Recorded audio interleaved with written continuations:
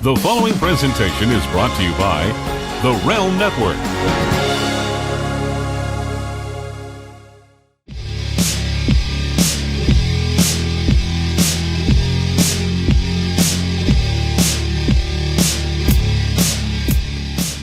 Oh shit!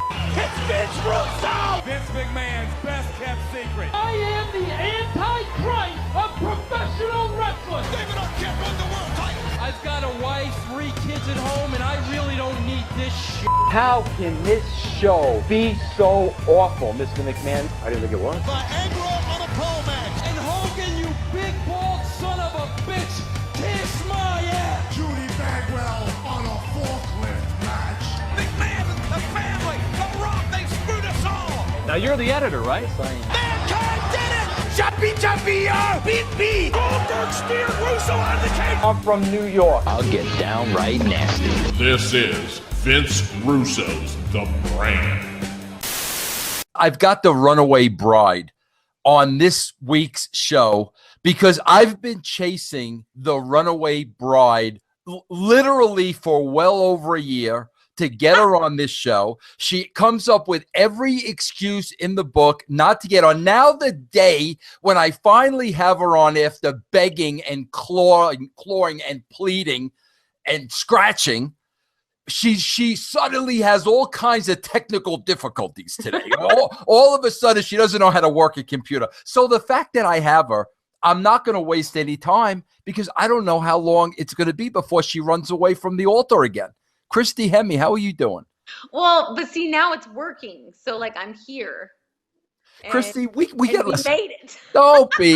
Don't be bamboozling me. Let's address the elephant in the room. Okay. I want you to tell me why I've been able to get every other female that I absolutely love from TNA on this show, even Gail Kim.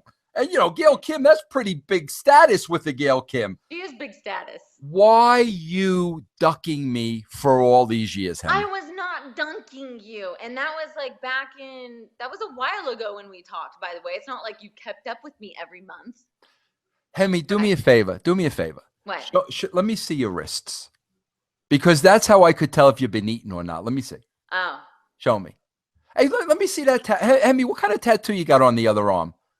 Can you see it? Yeah, you got to talk so I can. Is that new?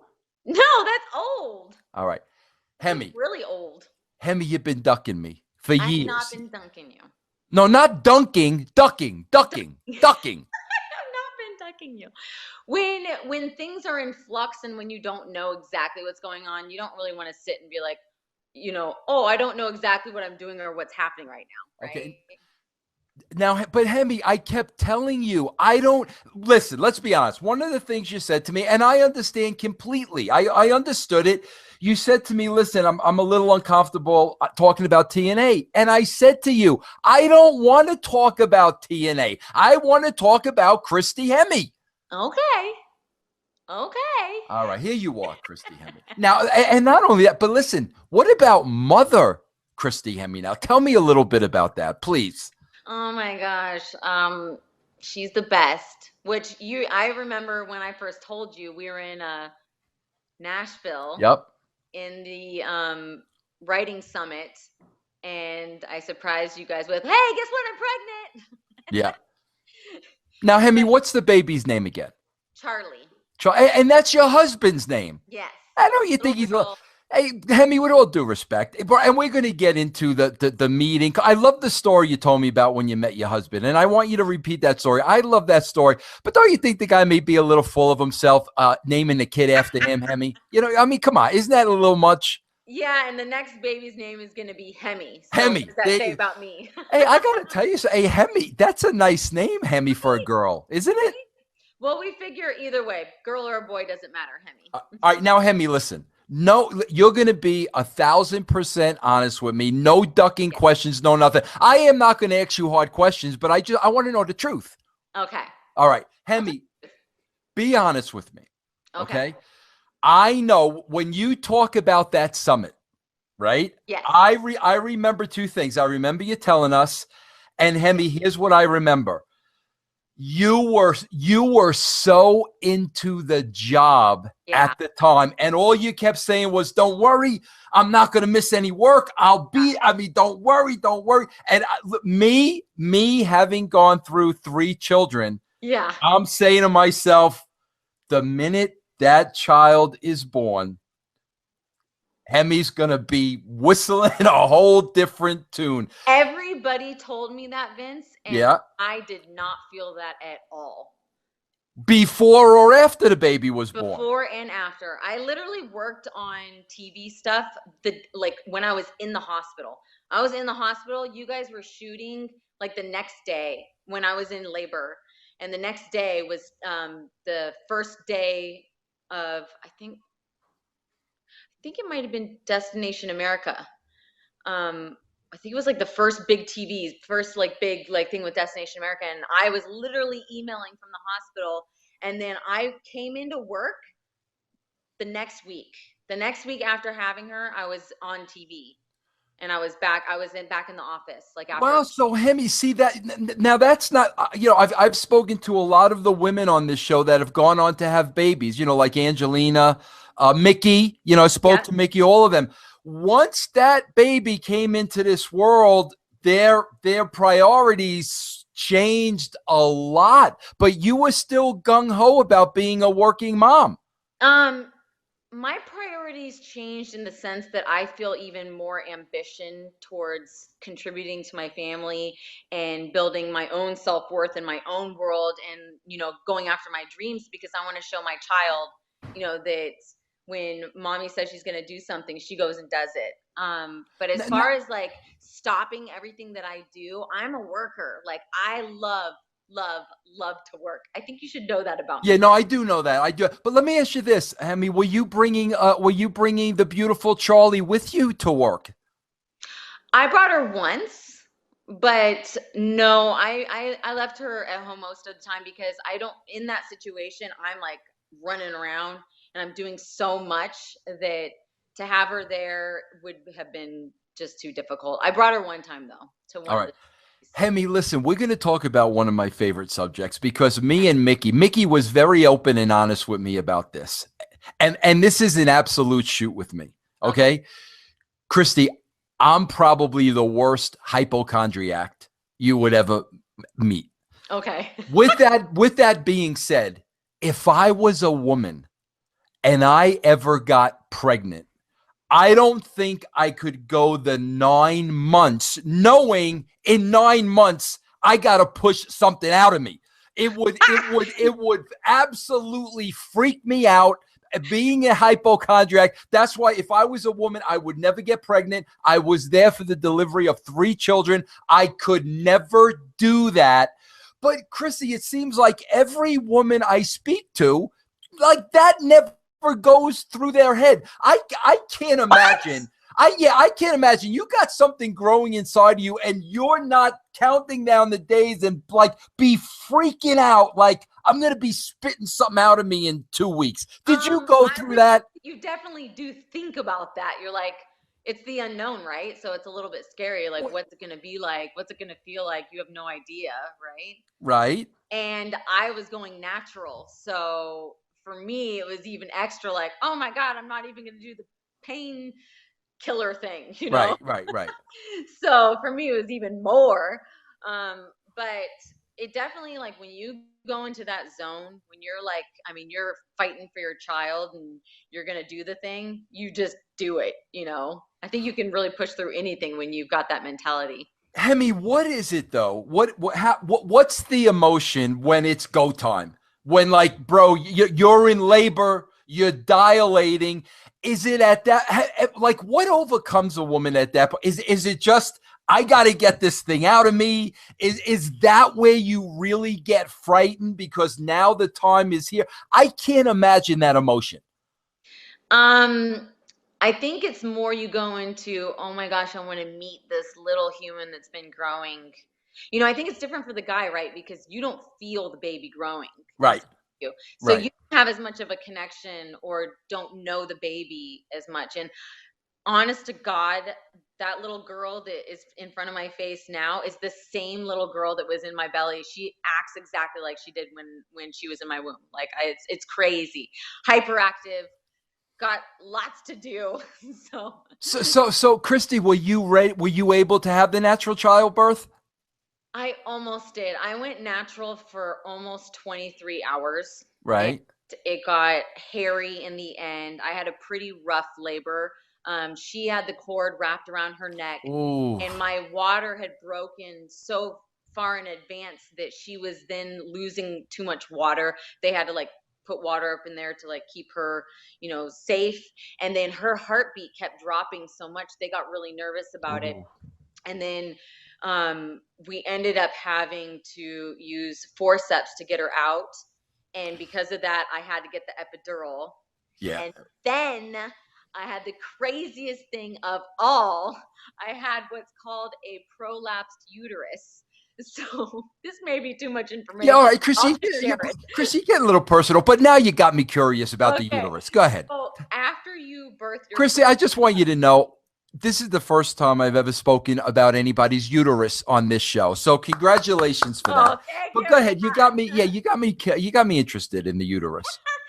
So when you birth your placenta, when I did, my uterus came out with it. I don't think that's supposed to happen. It's not supposed to happen. It's not supposed to happen. So like what? Oh my God. Like that doesn't sound good. What does that mean? It means that you're in a lot of trouble.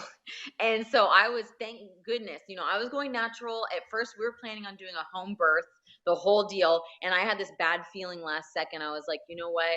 I want to be close to a hospital just in case. Thank God, because if I didn't, then we would not be talking today. But so we were in a birthing center that was connected to the Vanderbilt Hospital.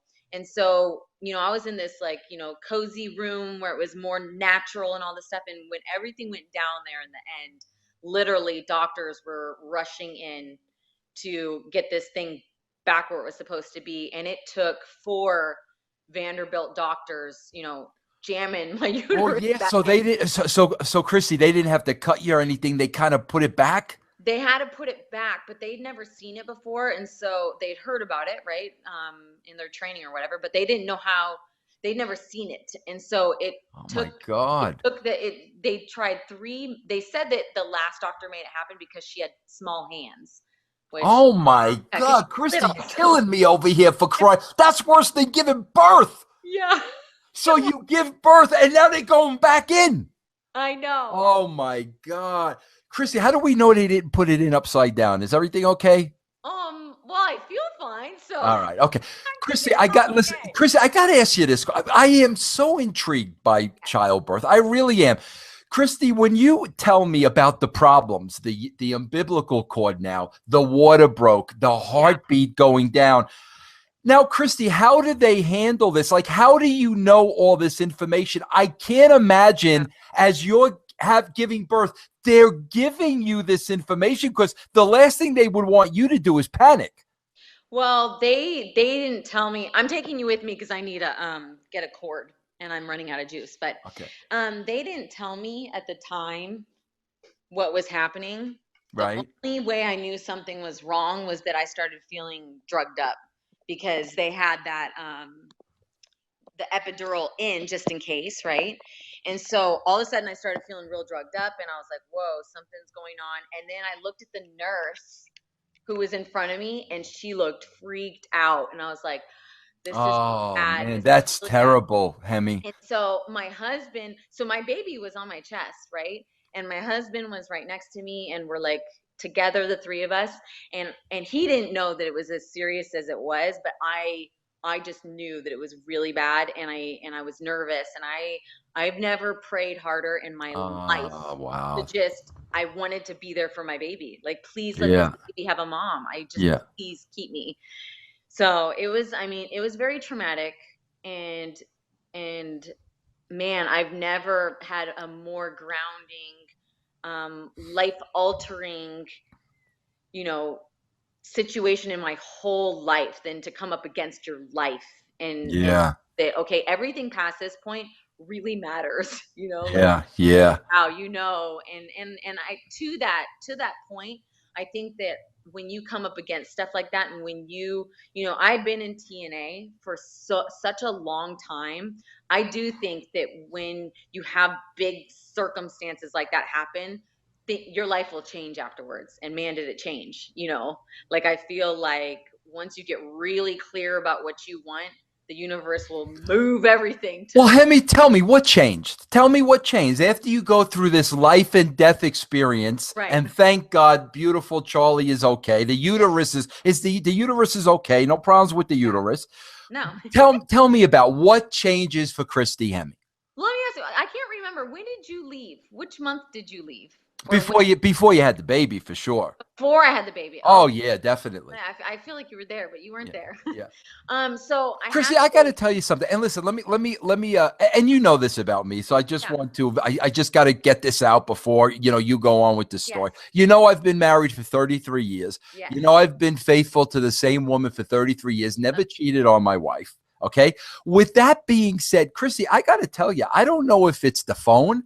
I don't know if it's the angle. I don't know if it's because I just didn't pay attention. You have like the most beautiful eyes I've ever seen in my life, Christy Hemme. Big, beautiful eye. I never noticed that before, Hemme. Thanks, Vince. And you're not. And wait, did you tell me to eat a burger or not eat a burger? Did you decide?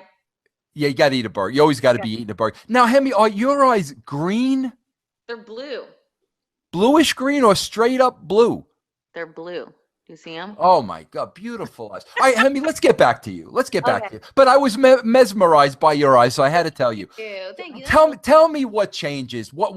Give me the how does the old Hemme transform into the new Hemme now that Charlie's in the world? Well, she definitely changed everything. I mean, once I had her, and I had her last January, I felt a whole new ambition, which I've always been ambitious. So to think I had even more ambition, and everybody told me, you're not going to want to work anymore. You're going to want to be a stay-at-home mom. I'm like, I don't know. I just don't think you know me if you're saying that, because I really don't think that that's going to be me, which it wasn't. But I will say that my time that I do spend with my baby, and I make sure that I have time with her, is very well spent, and I'm very connected with her, and I get really quality time.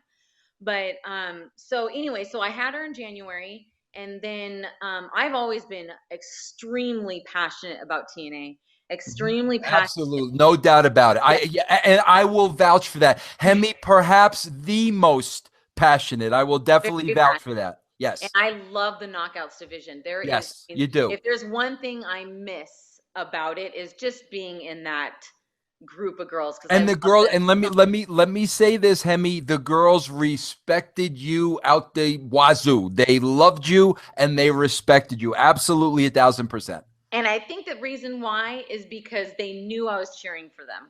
I was always fighting for them in every meeting and everything. I was like, girls, girls, girls. Yeah. You know? Yep.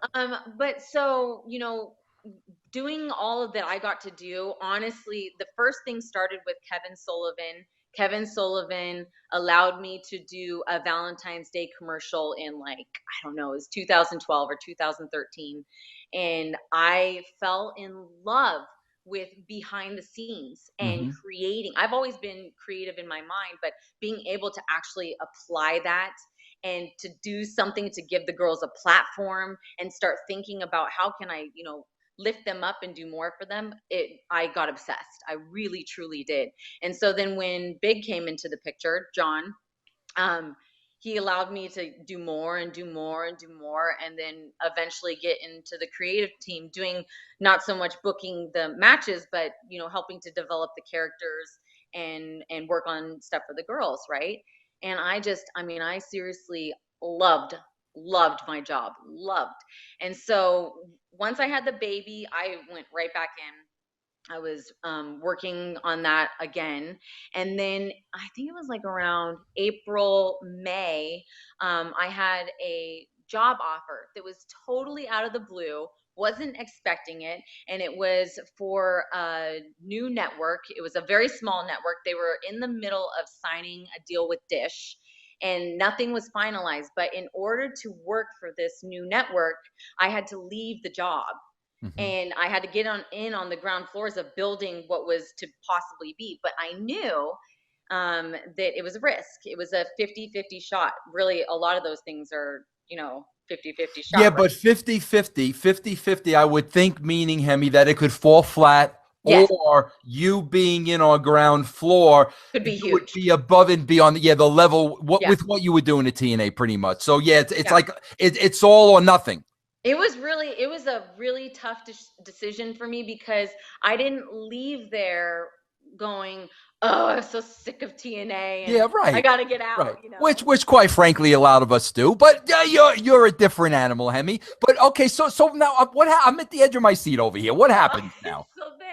So then I do leave. I left and I put all my eggs in that basket. I worked really hard on the network. And then the Dish deal didn't go through. So all of it meant nothing, right? But you knew you were. Yeah, I would think. I mean, I could tell you the next chapter of the story. You definitely were. The door was definitely open at TNA for you, right? No, the door was done. He told me, like, if you leave, you're leaving, and I had to make that decision. And my lease was up on my apartment, so I was moving. And we had made the decision to move anyways. My stuff was packed up before I found out that the Dish deal fell through. So we were moving to Denver. I live here. I'm in Denver, Hemme. We would have been neighbors, you and me. I know. Oh my gosh. I could have babysat for Charlie. You what? I could have babysat for Charlie. I know. All right, Hemme, so what happens? Because I have no idea what happened to you. What happened? Well, the network had set me up they set my family up with a place there. And so we went ahead and went to the place. And then just in that transition, I was like, okay, I got to think about what's next. And I am such a believer. I believe in God and I believe in fate. You and me both. Yep. I have zero regrets. I do not regret anything. And I also trust that, in that moment when I was going through everything with that decision, which was such a hard decision, I knew that it was time. I knew that I'd been at TNA long enough, and I knew that I had done everything that I could do to that point with the girls. And then we were on Destination America. Things weren't going so well with the network, and things were tough in the office. They really were. And I felt in my gut like, for the record, I want everybody to know Hemme's talking about TNA, not me. I did not bring up TNA like I promised. Hemme's talking about TNA. I just don't want you to get mad at me later on. But go ahead.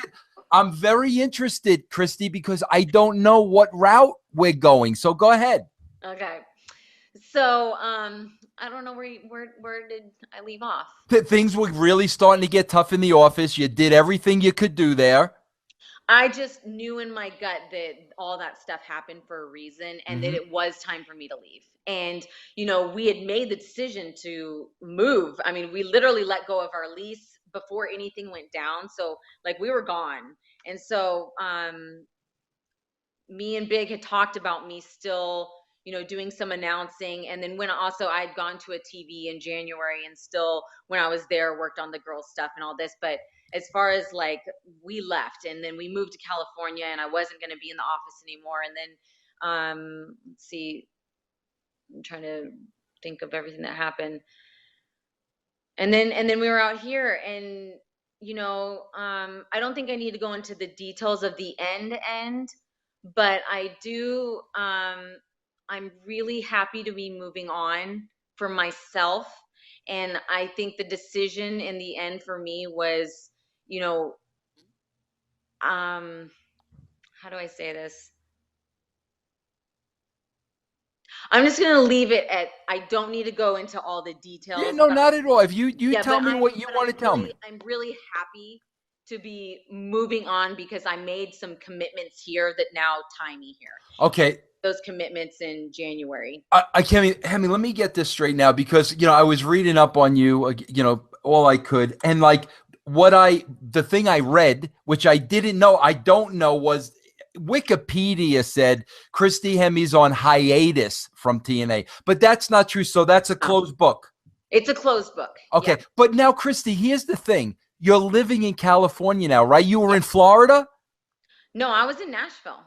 Okay. Christy, I have to think somebody like you with your Christy, I say this, I've spent enough time in California and Hollywood and LA and I say this all the time.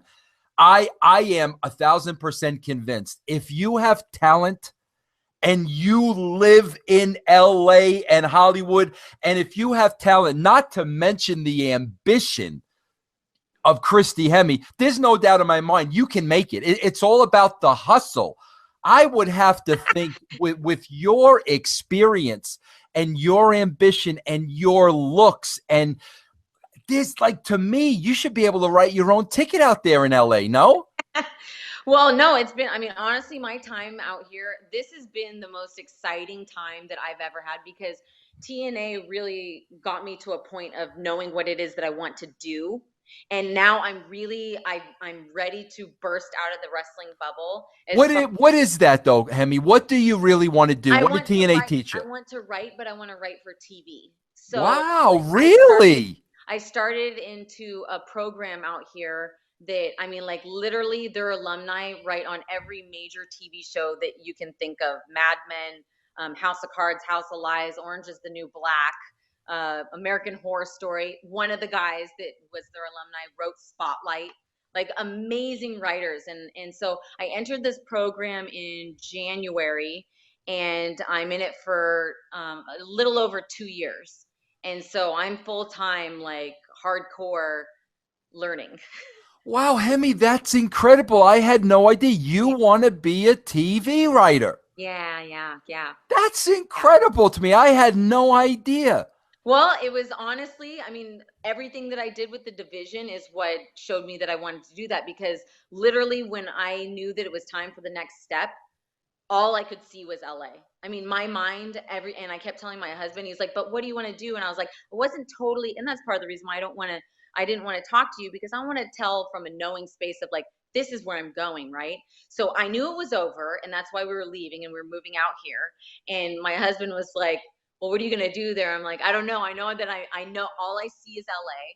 And I know that I want to be in TV and I don't know exactly what that looks like. But once I got out here, I caught so much vision for stuff that I want to write that I have been a writing maniac, like just like obsessive compulsive, like I am, writing maniac, and just this thirst that I have to learn how to write TV. It's like, it's unstoppable for me. So I've been so immersed in that. And that's why the path was so clear that it was over. And that even, I feel really good about not going to TV because it breaks that up. And it's like going backwards. It's like, I don't need to just go make money. I want to move forward and I want to learn and I know that this is where I need to be and this is where I'm moving forward. Wow, Christy, that's unbelievable. I'm glad to hear that. I mean, that I would have never thought that you wanted to go down that road. And let me tell you why I say that. Okay. Aside from your beauty, okay, when I look at you, you are so good at being that interviewer, being that person behind the mic. Like you were so good at that.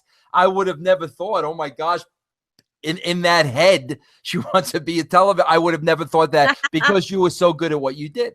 Yeah. Well, thank you. I mean, it's something that I'm not going to deny. If there's like some opportunity out here that makes sense or that helps support where I'm going, I'm very clear on what my future looks like, which is what I'm working towards right now. And that's why I'm in the long-term writing program. But if there's like something that comes along that will help support that, if it's on camera, I'm fine with that. It's just making sure that every choice I make is about looking forward and not a choice out of desperation or need to serve this part of myself that used to be on TV or, just making sure that I'm moving forward in my clarity. But Hemme, let me ask you this. Listen, and I'm going to preface it this way. Okay. Me knowing TNA and me having worked at TNA, I promise you, Christy Hemme, she probably got paid well, but probably not what she really deserved because I know I didn't. I mean, the money I got paid to write a weekly television show was ridiculous. I was an idiot. but I loved working with the boys. I loved doing it. With that being said, I mean, you said you've been doing this program now for 2 years. So, I mean, are you not working? Are you set that you can go through this and not have to work? Everything's cool? No, right now, what I'm looking to do is to get, Avon? Are you selling Avon? No. Okay. All right. No, but the goal is to get in on the ground floors of a TV show. So like right now I'm trying to look for the right. Are you writing original pilots? Yes. Trying to sell? Yes. So I'm right now basically the program that I'm in is going to get me to the end of like between 4 to 6 pilots that will help me get staffed on a show or become a writer's assistant, or I mean, it doesn't matter how I just want to get in and work hard, right? But right now I have to have something to get hired based off of, right? So right now the goal is to get a couple of pilots that I can then, show them so that I can get hired. Hemme, you know what I tell? And you said it. This, everybody asks me about writing. I mean, the first thing I tell them is don't be a moron. Get writing for wrestling out of your head, only because there's no place to work. Don't limit yourself to wrestling. If you don't get a job at the WWE, where are you going to go? Don't be stupid. But so I tell them, open it up, because I mean, Hemme, let's face it, with the number of networks today, there is such a demand for programming. I mean, it's crazy to me. It's crazy how much there is out there to be written and how much story there is to be told. And I'm obsessed with story. Yeah. So and Hemme, this is what I tell people. You have to write every single day. Yeah.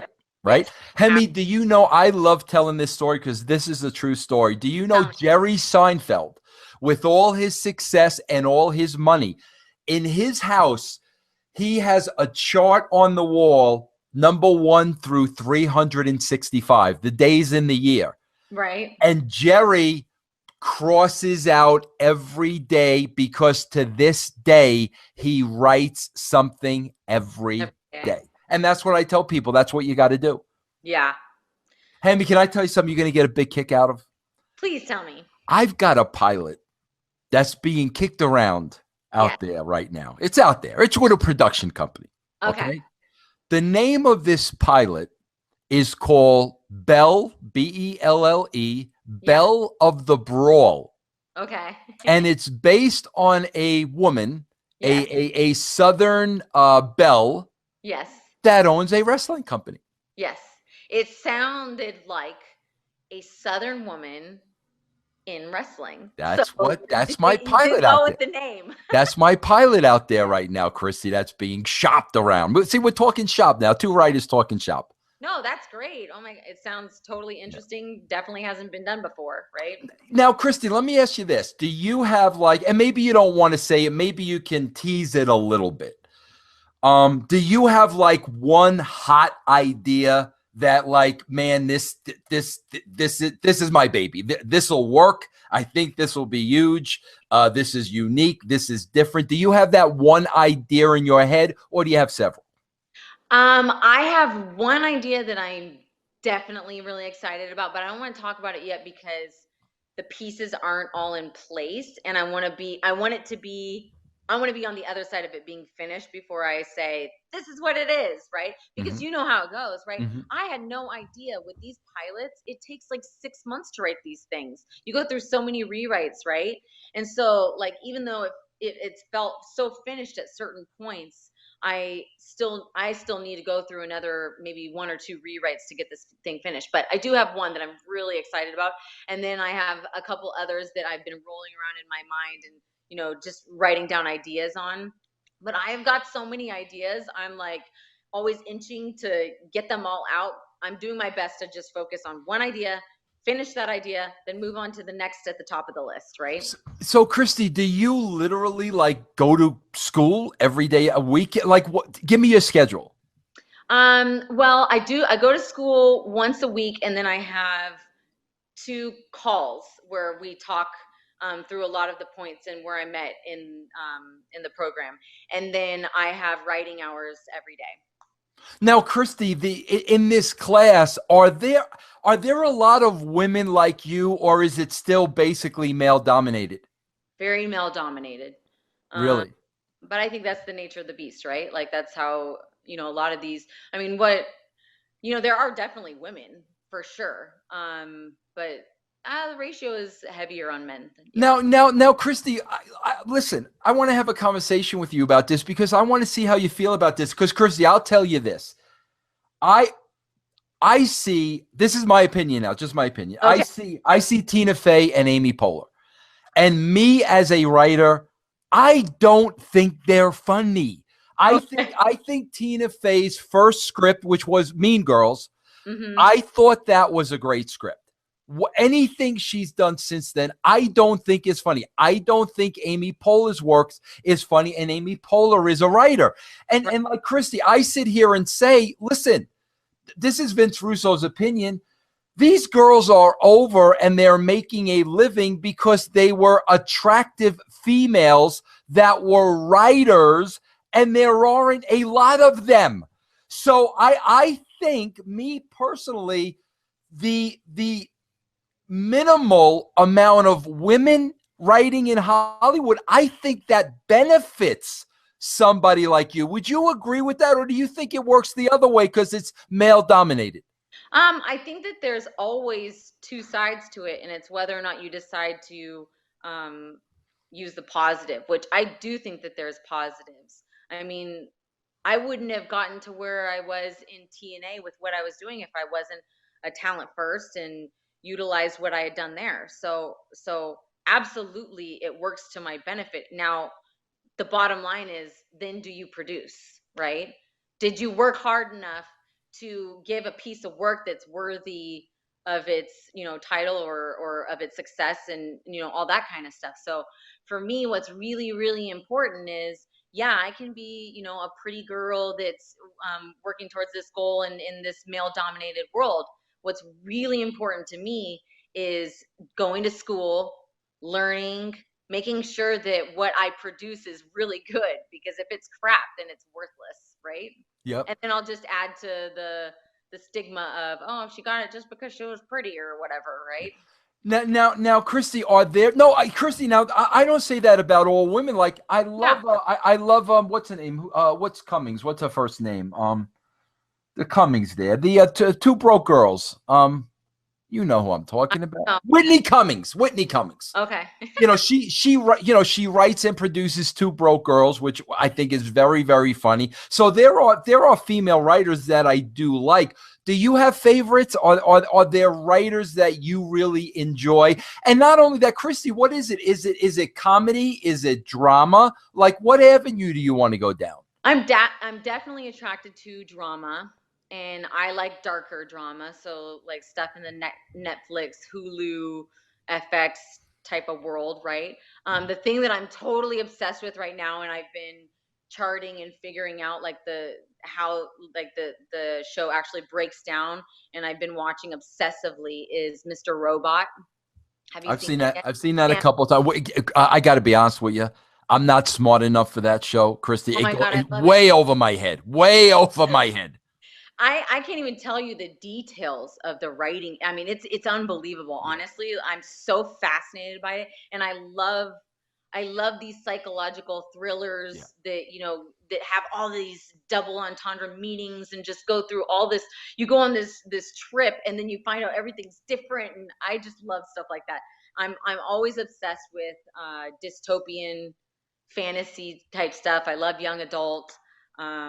So, Christy, and I'm a fan of novelists. Like, isn't it amazing? Once you make the decision to become a writer, and like I look at every television show now through the eyes of writers. I look at wrestling through the eyes of writers. And Christy, come on, you and I both know this isn't a TNA knock. This is a wrestling knock. When you look at some of the shows that wrestling are up against, it's a joke. I mean, just the level of it's ridiculous. It's you know what's so crazy about it, Vince, is it looks like two totally different things to me. Wrestling is and that's what I keep telling when I take my meetings out here, and I've been communicating about where I'm going, and looking for that next step as far as like what I am going to get into. It's like such a different world. I can't say that it translates because it doesn't. It's like wrestling is its own. It can Christy. It can translate. It can. Yeah. It can translate. It can translate. There's no doubt about it. But you know what I love, Christy? I love now as a writer because I'm like you. I look at these shows and like Christy. Sometimes I sit there when it comes to writers, and I'm just in awe. Like Christy, you know what blows my mind? Here's what blows my mind. Like when you think about, a guy like George Lucas and Star Wars being in this man's head. I know. Does that just not like, oh my, like that freaking blows me away. It is absolutely crazy. Unbelievable. Yeah. But see, for me, that's my favorite thing when it comes to stories like that, where it's like its own fantastical world that is inside someone's mind, because I feel Crazy. that's the life I live in, is my own fantastical world. Yeah. I just want to get it out and share it, right? Yeah. Christy, you know what the problem with wrestling is? And I'll break it down for you. I'll make it real basic. It's so easy to understand. But Christy, here's the problem. And these guys are putting out a weekly show. So a couple of things happen. Number one, they're way too close to it. So they're not seeing it through the eyes of a television viewer. They're not. And the fact that they have to keep churning out a show week after week after week after week, they don't have that they don't have the privilege of just taking a step back. So Christy, here's the basic fundamental problem with this. Isn't TNA. This is wrestling. I don't care if it's TNA, New Japan, or it doesn't matter. It's wrestling. Here's the problem in a nutshell. You've got an entire industry that is in what I call the wrestling bubble. Yes. The people on the show, Chrissy, and you'll know this. I'm not telling you nothing you don't see. Here's the biggest problem.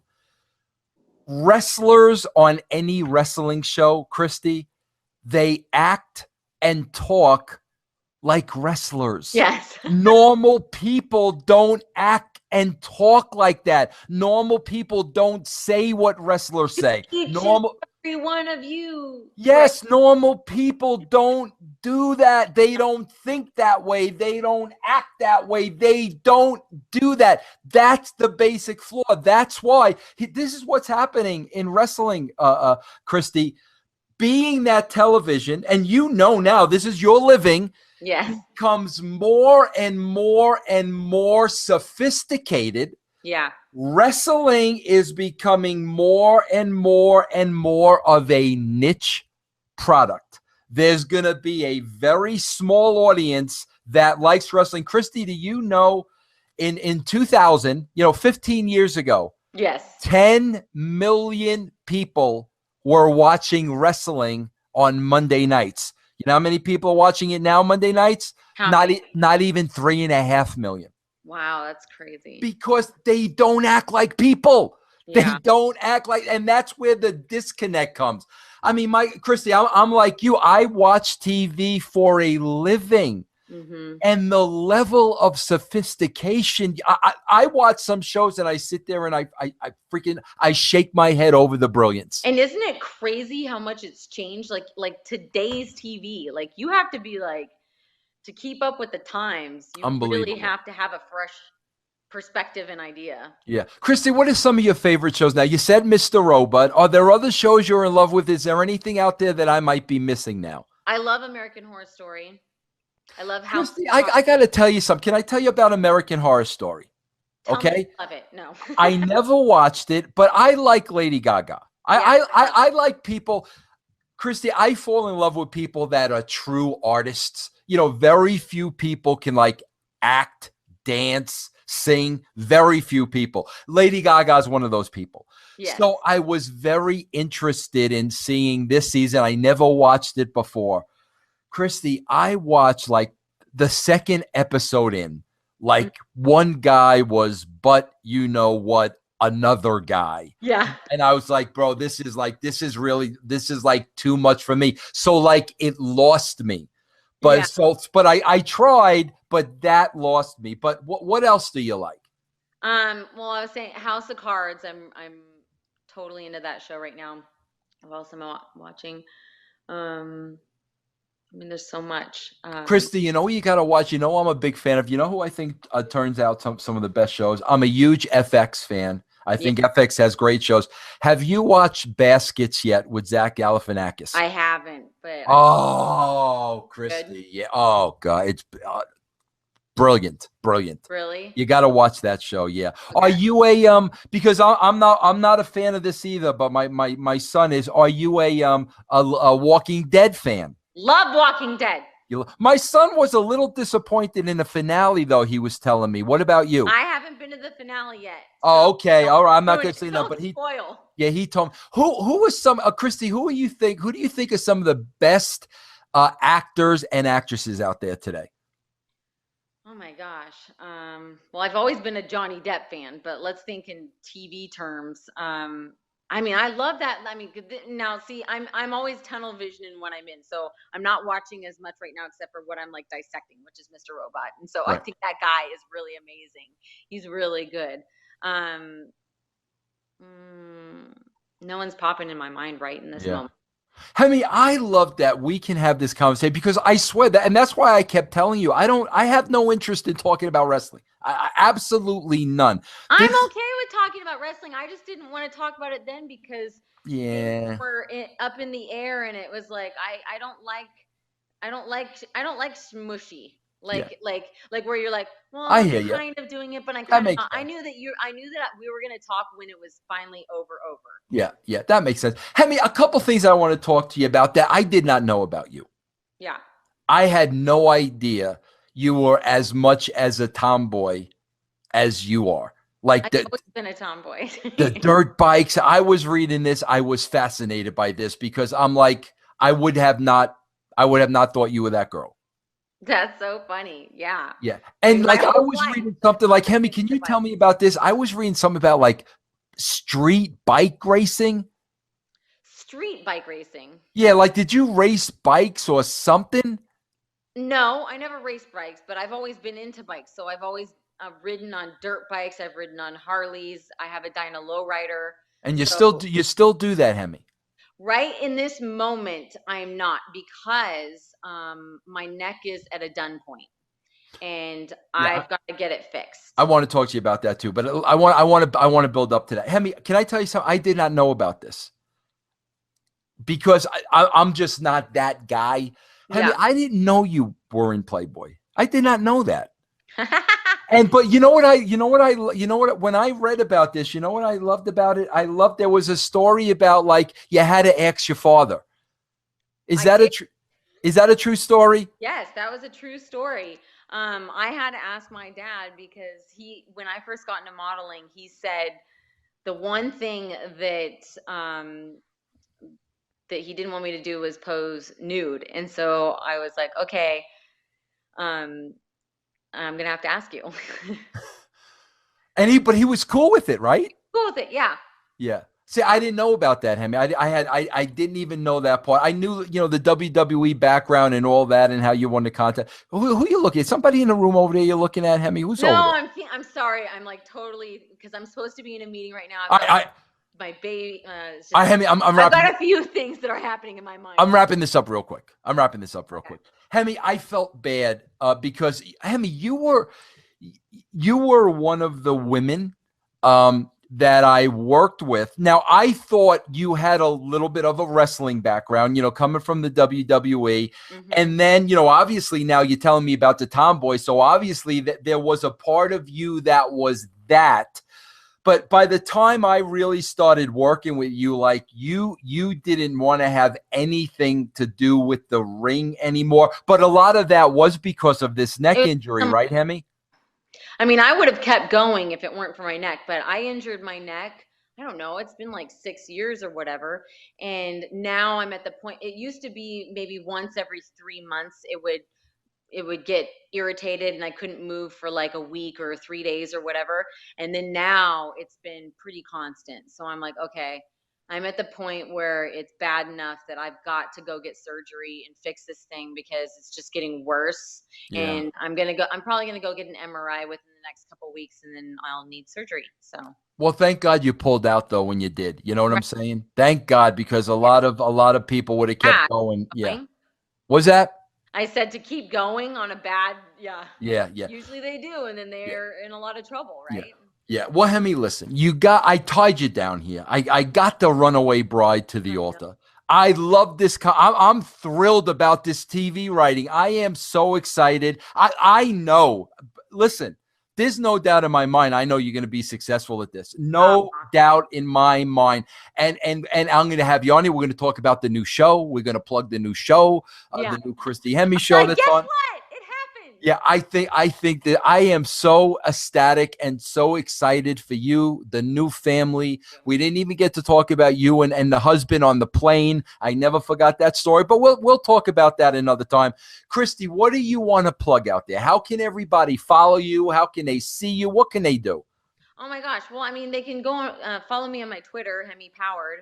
But as far as like right now, this is like my buckle down and work time. So once I have something to be like, you got to go watch this show because I'm writing for it, or I got this pilot that got sold, yay! You know, that'll be really exciting, and then I'll let you know. Yeah, no, Hemme, listen, you got the world on a string sitting on a rainbow right now. And I love that. Listen, the belief in God, who lives in your soul. Yes. I'm a firm believer in this too, Hemme. I really, really am. Good things happen to good people. I totally agree. And I'm so trusting in going where we're going and trusting our gut. Yes, and you are, and it's not your gut. It's a little bit more than that. You gotta have that. You gotta have the absolute faith. Yes. Right. Totally. So, Hemme, listen, thanks so much for joining me today. This was an absolute pleasure. And I know, I'm going to tell everybody right now, I'm not Nostradamus. While she's still here, let me say this right now. Hemme's going to get the big hit. She's going to sell the pilot. It's going to be the big hit on TV. I'm going to be here. Hey, Christy, remember me? Remember me? Christy, remember me? She ain't going to give me the time of day. This Christy, I'll tell you that right now. That's what I'm predicting right now for this. You laugh now, Hemme. That's not true. All right. Hello, WWE fans, brand members, and airheads. I am Chantal Air, and you can watch me every weekend only on russosbrand.com because there isn't anybody out there quite like Miss Chantal Air, is there?